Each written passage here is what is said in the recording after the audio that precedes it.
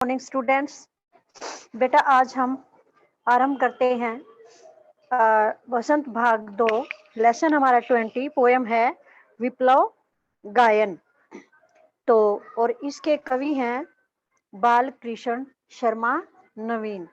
इस कविता में कवि कुछ नया परिवर्तन लाना चाहते हैं। पुरानी कुरीतियों रूढ़ियों पुरानी जो परंपराएं हैं, कुरीतियां हैं, रूढ़ियां हैं, उनमें बदलाव लाना चाहता है। तो देखिए, कवि कुछ ऐसी तान सुनाओ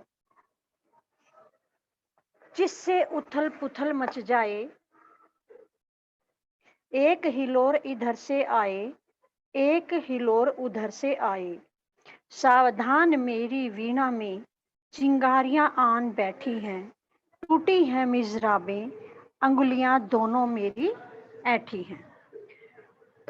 इस कविता में कवि क्या कहना चाहते हैं? इन पंक्तियों में वह पूरे समाज में क्रांति लाना चाहते हैं।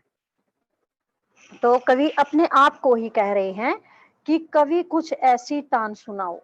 कवि अपने आप को ही संबोधित करते हुए कहते हैं कि हे कवि, तुम अपनी परिवर्तन संबंधी भावनाओं से कोई जोशीली तान सुनाओ जिससे क्या हो, सारे संसार में उथल पुथल मच जाए। कवि अपने आप को ही संबोधित करते हुए कह रहे हैं कि हे कवि, तुम अपनी परिवर्तन लाने वाली भावनाओं से कोई ऐसी तान सुनाओ, जोश से भरी हुई तान सुनाओ जिससे क्या हो, सारे संसार में उथल पुथल मच जाए, हलचल पैदा हो जाए। और एक हिलोर इधर से आए, एक हिलोर उधर से आए। और क्या हो, इस कविता को सुन करके लोगों में ऐसी हलचल मच जाए कि आंधी का एक झोंका इधर से आए और एक झोंका उधर से आए कि सभी व्यक्तियों का जीना मुश्किल हो जाए। इतना उथल पुथल मच जाए, ऐसी आंधी आए, परिवर्तन की ऐसी आंधी आए कि एक झोंका आंधी का इधर से आए और एक झोंका उधर से आए, जिससे सभी व्यक्ति परेशान हो जाए और उनमें बदलाव आ जाए। सावधान मेरी वीणा में चिंगारियां आन बैठी हैं। कवि कह रहे हैं चेतावनी देते हुए कि तुम सावधान हो जाओ, सावधान हो जाओ मेरी वीणा में। जो कवि वीणा लिए हुए हैं, कहते हैं कि मेरी वीणा में क्या हो गया है, चिंगारियां आ बैठी हैं।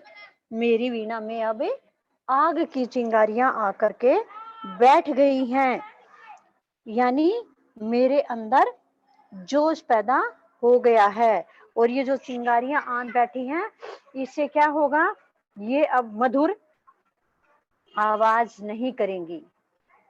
अब ये मधुर आवाज नहीं करेंगी, क्योंकि इसमें क्या हो गया है, मधुर तान जो उत्पन्न करने वाली हैं मिजराबें, तार, सितार के जो तार होती हैं, वे अब टूट चुकी हैं। अब यह जो मेरी वीणा मधुर आवाज करती थी, अब वे मधुर आवाज नहीं करेंगी। इनमें आग की चिंगारियां आकर बैठ गई हैं, यानी कि मिजराबे गुस्से में, मिजराबे भी मेरे से टूट गई हैं और अंगुलियां दोनों मेरी ऐठी हैं। और वीणा बजाने वाली जो मेरी दो उंगलियां हैं, वे भी अकड़ गई हैं, ऐंठ गई हैं। अब ये मधुर ध्वनि नहीं कर सकती। क्या कह रहे हैं कवि कि सावधान हो जाओ, मेरी वीणा में अब चिंगारियां आकर बैठ गई हैं, क्रोध रूपी चिंगारियां आकर बैठ गई हैं, जो सब कुछ खत्म कर देती हैं। और मेरी जो अब मेरी वीणा में से मधुर ध्वनि नहीं निकलेगी, क्योंकि अब इसकी मिजराबें भी टूट गई हैं, इसके तार भी टूट गए हैं।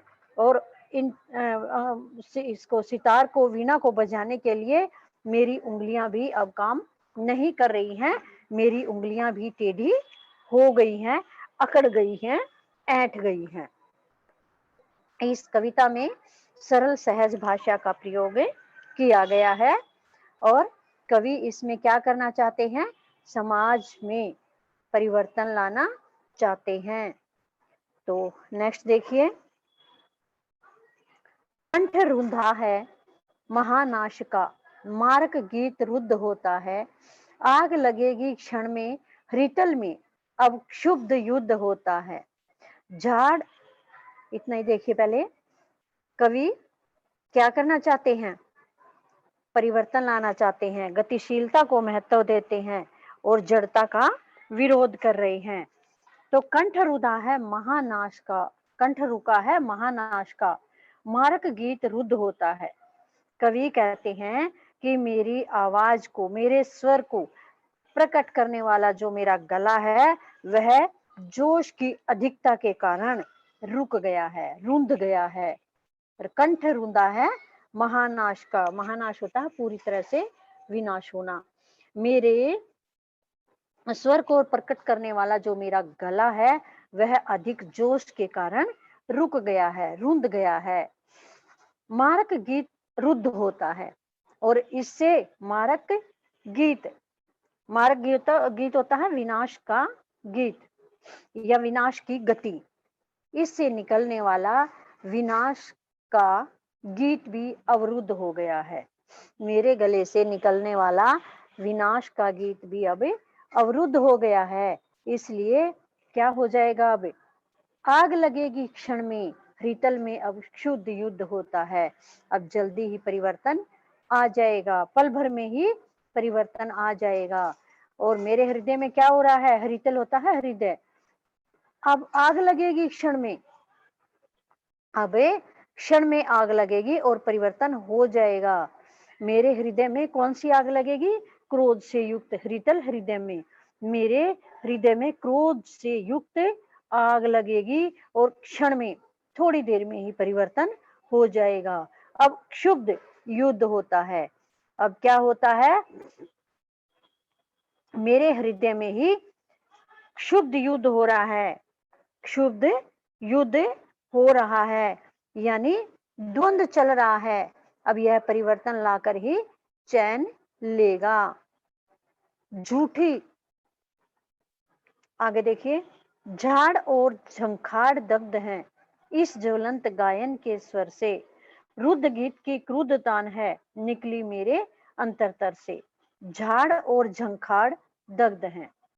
झाड़ और झंखाड़ क्या है, झाड़ और झंखाड़ झूठी मान्यताएं, रूढ़ियों और परंपराओं रूपी इस झाड़ और झंखाड़ के बारे में बात की है। झाड़ झंखाड़ क्या बताई है, झूठी जो मान्यताएं हैं, रूढ़ियां हैं, परंपराएं हैं, वे सभी किसके समान है, झाड़ और झंखाड़ के समान।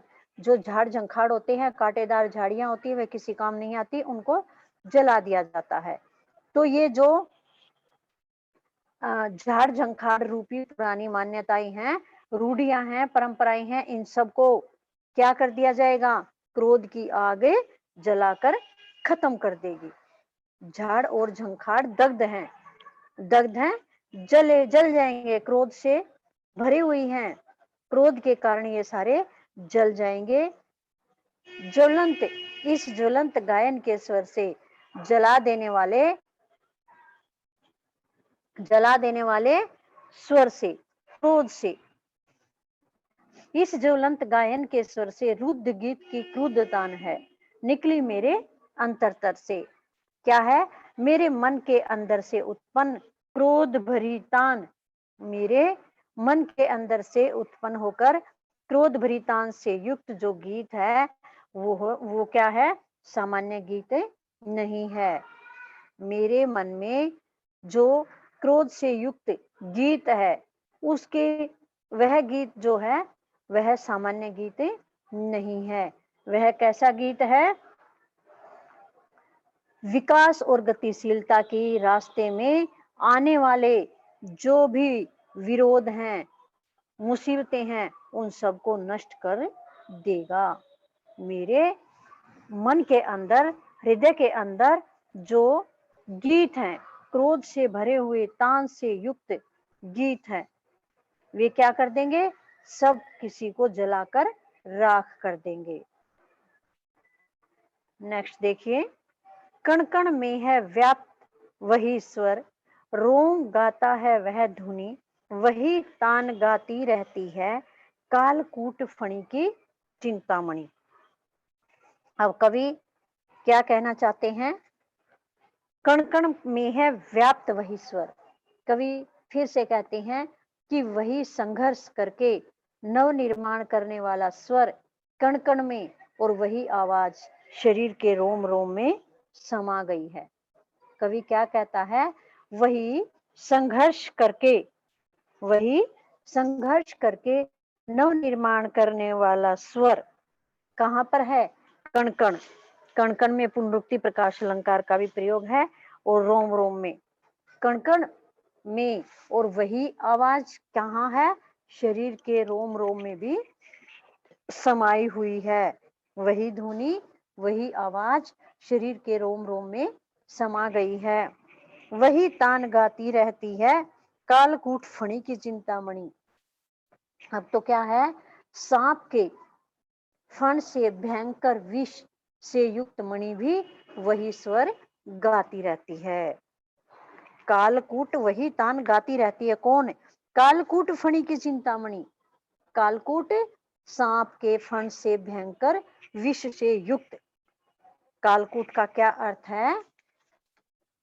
कालकूट का अर्थ है एक भयंकर विष। भयंकर विष जो सांप के अंदर होता है, सांप के फण के अंदर होता है, भयंकर युक्त विष से युक्त मणि भी क्या कर रही है? वही तान गाती रहती है, वही स्वर गाती रहती है। कौन सा? विप्लव गायन वाला, लोगों में विकास और गतिशीलता लाने वाला, और लोग विकास और गतिशीलता की ओर उन्मुख भी हो रहे हैं। आगे देखिए, आज देख आया हूं जीवन के सब राज समझ आया हूं, भ्रू विलास में महानाश के पोषक सूत्र परख आया हूं। कवि कहते हैं कि आज क्या हो गया? कवि कह रहे हैं कि मैं संघर्ष करते हुए विकास, गतिशीलता और परिवर्तन को देख चुका हूं। आज देख आया हूं जीवन के सब राज समझ आया हूं। क्या कह रहे हैं कवि? संघर्ष करते हुए विकास और गतिशीलता के परिवर्तन को मैं देख चुका हूँ। विकास, गतिशीलता और परिवर्तन को मैं देख चुका हूँ। मेहनत से जीवन में परिवर्तन लाया जा सकता है। परिवर्तन जीवन में कैसे आ सकता है? मेहनत से। बिना मेहनत से जीवन में परिवर्तन नहीं आ सकता। तो जीवन का यह गुप्त रहस्य मैं समझ गया हूँ। कौन सा रहस्य समझ गए हैं कवि जीवन का?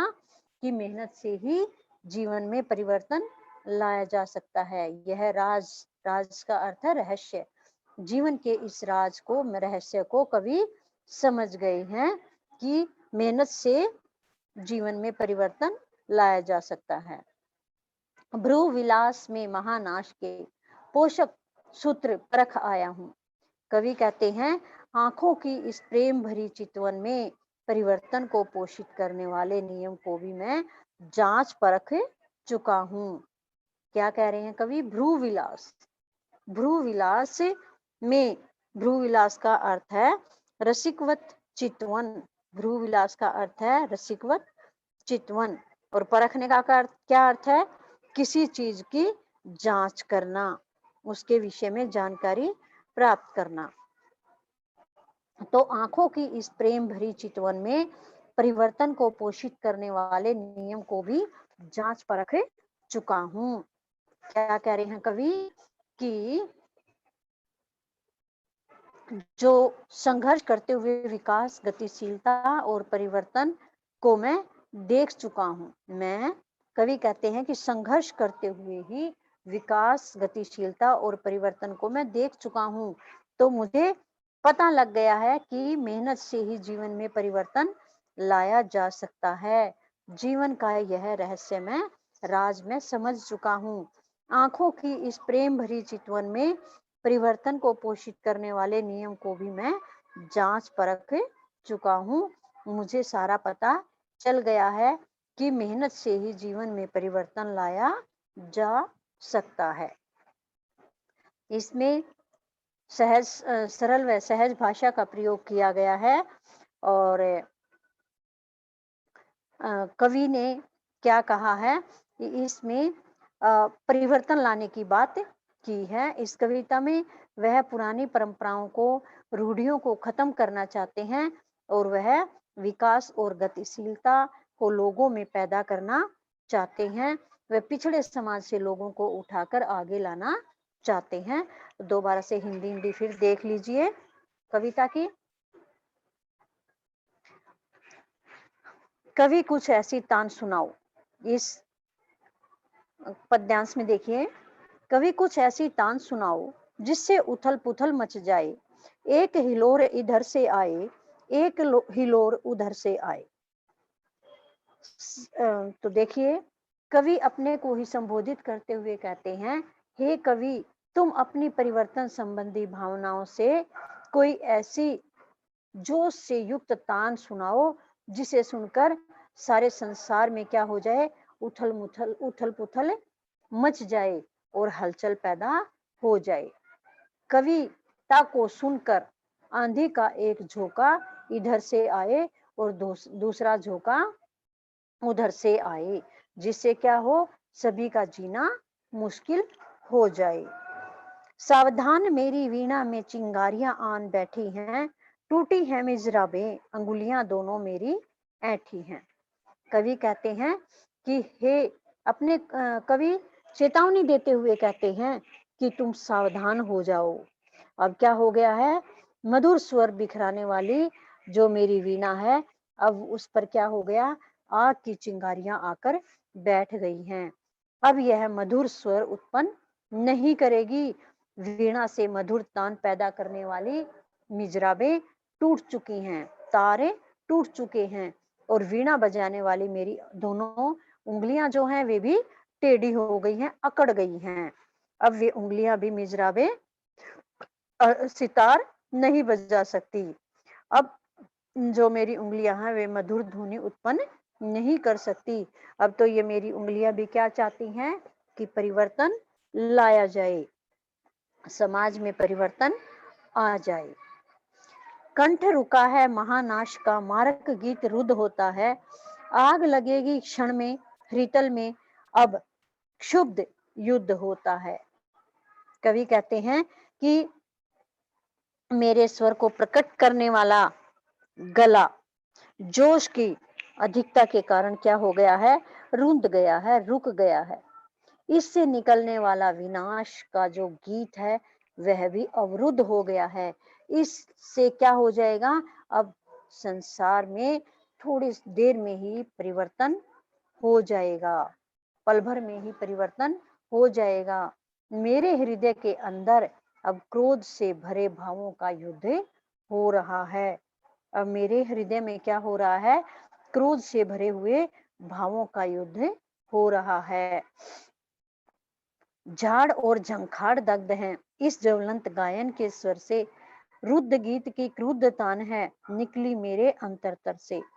कवि क्या कह रहे हैं कि झूठी मान्यताओं, परंपराओं और रूढ़ियों रूपी सब झाड़ झंखाड़ों को इस क्रोध की आग ने जलाकर नष्ट कर दिया है और मेरे मन के अंदर से उत्पन्न क्रोध से भरी हुई तान से युक्त गीत सामान्य गीत नहीं है। यह गीत कैसा है, विकास और गतिशीलता के रास्ते में जो भी विरोध आएंगे उन सबको नष्ट कर देने वाला है। नेक्स्ट देखिए, कण कण में है व्याप्त वही स्वर, रोम रोम गाता है वह ध्वनि, वही तान गाती रहती है कालकूट मणि की चिंतामणि। अब देखिए कवि इसमें क्या परिवर्तन लाना चाहता है। कवि फिर से वही बात करते हैं कि वही संघर्ष करके नव निर्माण करने वाला स्वर कण कण में विद्यमान है और वही आवाज शरीर के रोम रोम में समा गई है। अब तो क्या हो गया है, सांप के फण से भयंकर विष से युक्त जो मणि है वह भी वही स्वर गा रही है।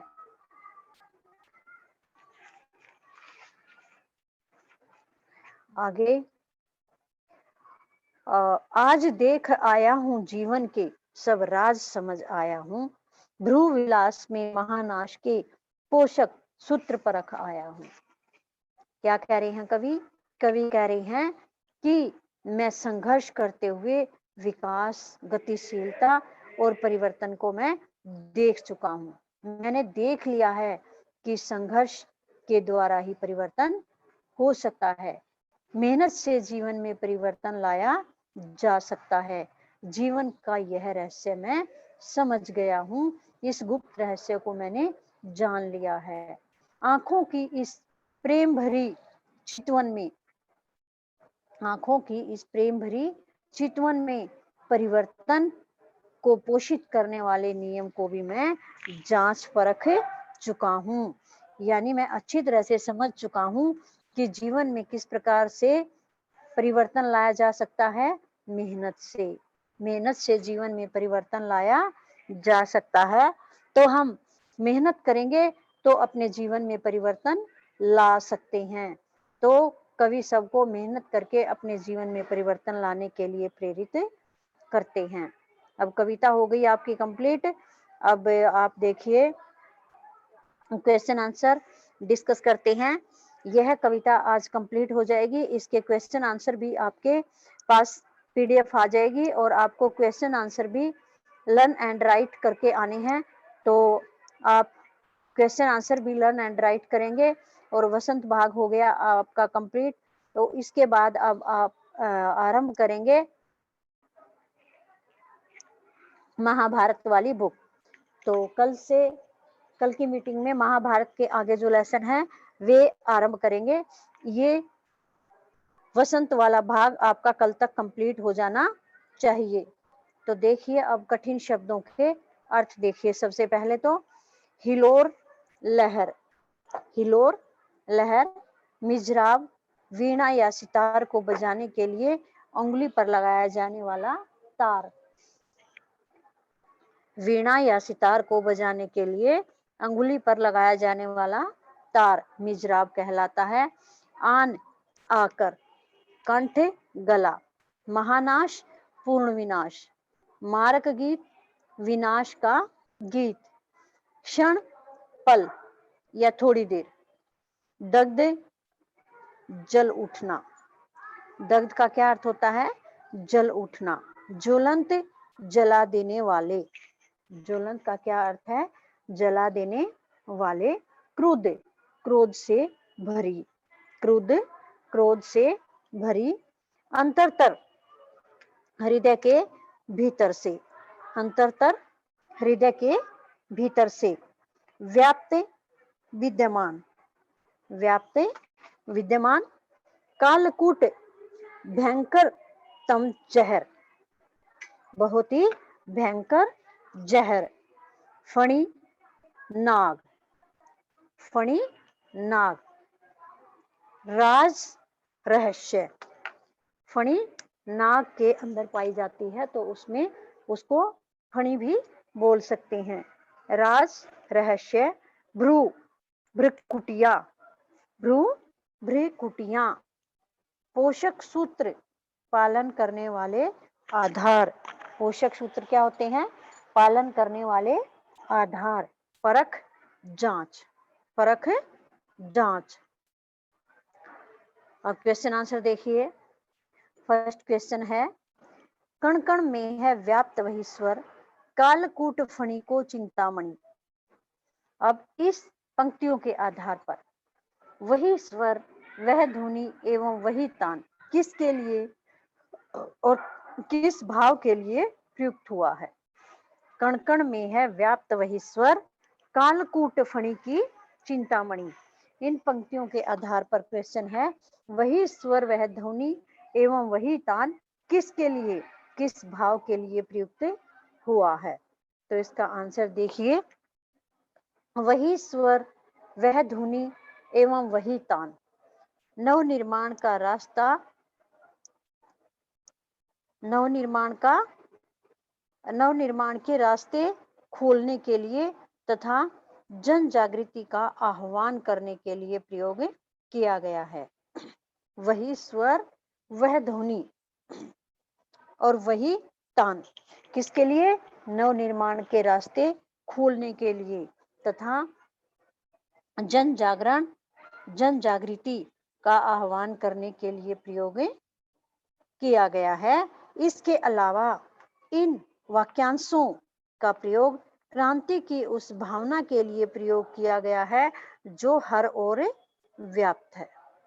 इसके अलावा क्या है? इन वाक्यांशों का प्रयोग क्रांति की उस भावना के लिए भी प्रयोग किया गया है जो हर ओर व्याप्त है। ख भाग देखिए, वही स्वर, वह ध्वनि एवं वही तान से संबंधित भाव का रुद्र गीत की क्रुद्ध तान है। निकली मेरी अंतरतर से पंक्तियों से क्या कोई संबंध बनता है? क्या पूछा गया है? वही स्वर, वह ध्वनि एवं वही तान से संबंधित भाव का रुद्र गीत की क्रुद्ध तान है। निकली मेरी अंतरतर से इन पंक्तियों से क्या कोई संबंध बनता है? तो आंसर देखिए, हाँ, वही स्वर, वही ध्वनि एवं वही तान से संबंधित भाव रुद्र गीत की क्रुद्ध तान है। निकली मेरे अंतरतर से पंक्तियों में सही संबंध बनता है। कैसा संबंध बनता है? सही संबंध बनता है, क्योंकि कवि इनकी पंक्तियों में वर्तमान व्यवस्था के प्रति आक्रोश है। क्या है? निकले मेरे अंतरतर से, इन पंक्तियों में क्या है? सही संबंध तो बनता है। क्यों? क्योंकि कवि इनकी पंक्तियों में वर्तमान व्यवस्था के प्रति आक्रोश है। कवि के मन में वर्तमान व्यवस्था के प्रति आक्रोश है। वही क्रांति गीत के रूप में निकल रहा है। वही क्रांति जो कवि के मन में है, गीत के रूप में, कविता के रूप में वही पंक्तियां निकल रही हैं। वही क्रांति रोम रोम में घुलकर प्रतिध्वनित होने लगती है और वही क्रांति कवि के रोम रोम में घुल गई है और घुल करके प्रतिध्वनित होने लगी है। नेक्स्ट क्वेश्चन है, नीचे दी गई पंक्तियों का भाव स्पष्ट कीजिए। जो नीचे पंक्ति दी गई है इसका भाव स्पष्ट करना है। सावधान मेरी वीणा में दोनों मेरी ऐठी हैं। सावधान मेरी वीणा में दोनों मेरी ऐठी हैं। उत्तर क्या है इसका? इन पंक्तियों का भाव यह है कि कवि लोगों को परिवर्तन के प्रति सावधान करना चाहता है। कवि क्या चाहते हैं इस पंक्तियों के भाव से? पंक्तियों के माध्यम से लोगों को परिवर्तन के प्रति सावधान करना चाहते हैं और वीणा से कोमल स्वर निकालने की बजाय कठोर स्वर निकालने के कारण उनकी उंगलियों की मिजराबें टूटकर गिर गई हैं, जिससे क्या हो गया? उसकी उंगलियां ऐंठकर घायल भी हो गई हैं। कवि के वीणा से कोमल स्वर अब नहीं निकल रहे। कोमल स्वर निकलने की बजाय अब क्या हो गए हैं? कठोर स्वर निकलते हैं और कठोर स्वर निकलने के कारण उनकी उंगलियों की जो मिजराबें हैं वे टूटकर गिर गई हैं और जिससे क्या हो गया? उसकी उंगलियां ऐंठ करके घायल हो गई हैं। जिन उंगलियों पर तार बांध करके वीणा बजाता था वह क्रोध के कारण उंगलियों पर बंधी हुई जो तारे हैं, मिजराबें हैं, वे टूट गई हैं और कवि की उंगलियां भी टेढ़ी या ऐंठ गई हैं, घायल हो गई हैं। अब आपका हो गया ये आपकी कविता ये कंप्लीट हो गई, क्वेश्चन आंसर भी हो गए हैं। तो अब आप जो कविता हुई है इसके बारे में डिस्कस करते हैं। तो आप रेडी रहिए। जिस बच्चे से पूछा जाएगा वही आंसर देगा। तो आप रेडी है ना? सुनाने के लिए रेडी हो जाइए। हाँ जी सर। आकाश सर, आकाश सर, कहीं कहाँ चले गए सर?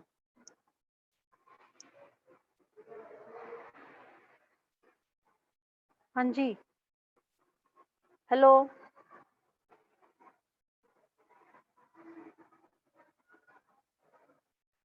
राहुल, आपको अनम्यूट तो नहीं किया गया होगा ना अभी? क्या आप बोल सकते हैं? कर दिया अनम्यूट? नहीं हुआ। हेलो,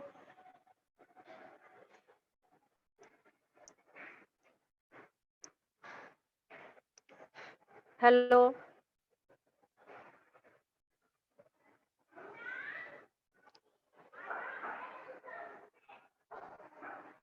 हेलो,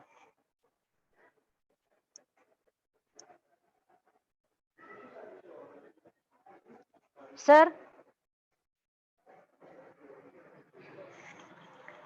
सर तो पता नहीं कहाँ खो गए। तो इसके एक आधे चलो शॉर्ट क्वेश्चन बोल लेते हैं, देख लेते हैं। शॉर्ट क्वेश्चन, इंटरनल क्वेश्चन जो हैं, जैसे हम इंटरनल क्वेश्चन कर सकते हैं। कविता के कवि का नाम बताइए। कविता के कवि का नाम क्या है? बाल कृष्ण शर्मा नवीन। और कवि अपने देश वालों को कैसी तान सुनाना चाहता है? परिवर्तन से युक्त तान सुनाना चाहता है। कवि का गला क्यों रुक गया? क्योंकि उसके गले से विनाशकारी गीत नहीं गूंजते। कवि का गला अवरुद्ध क्यों हो गया है? क्योंकि उसके गले से विनाशकारी गीत नहीं गूंजते। कवि के कंठ से निकले गीत का क्या प्रभाव पड़ा? कवि के कंठ से निकले हुए गीत से क्या प्रभाव पड़ा? सारे कांटेदार झाड़ झंखाड़ आदि जलकर राख हो गई। सारे कांटेदार झाड़ झंखाड़ आदि जलकर राख हो गए। और कवि की मिजराबें क्यों टूट गई? उसकी वाणी से अब कोमल स्वर की आवाज नहीं आ रही, कोमल स्वर नहीं आ रहा है, उसकी बजाय कठोर स्वर निकलने लगा है, जिस कारण मिजराबें टूट गई हैं। और इस कविता में कवि किसका आह्वान करना चाहते हैं? देश के नवयुवकों का। देश के जो नवयुवक हैं वही देश में क्रांति ला सकते हैं, परिवर्तन ला सकते हैं। और कवि की वीणा में कैसे गीत गूंजते हैं? संघर्ष के गीत गूंजते हैं। कवि की वीणा में किस प्रकार के गीत गूंजते हैं? संघर्ष के गीत गूंजते हैं। कवि की उंगलियां किस कारण घायल हो गई हैं? कवि की उंगलियां किस कारण घायल हो गई हैं? ऐंठन के कारण। किस कारण कवि की उंगलियां घायल हो गई?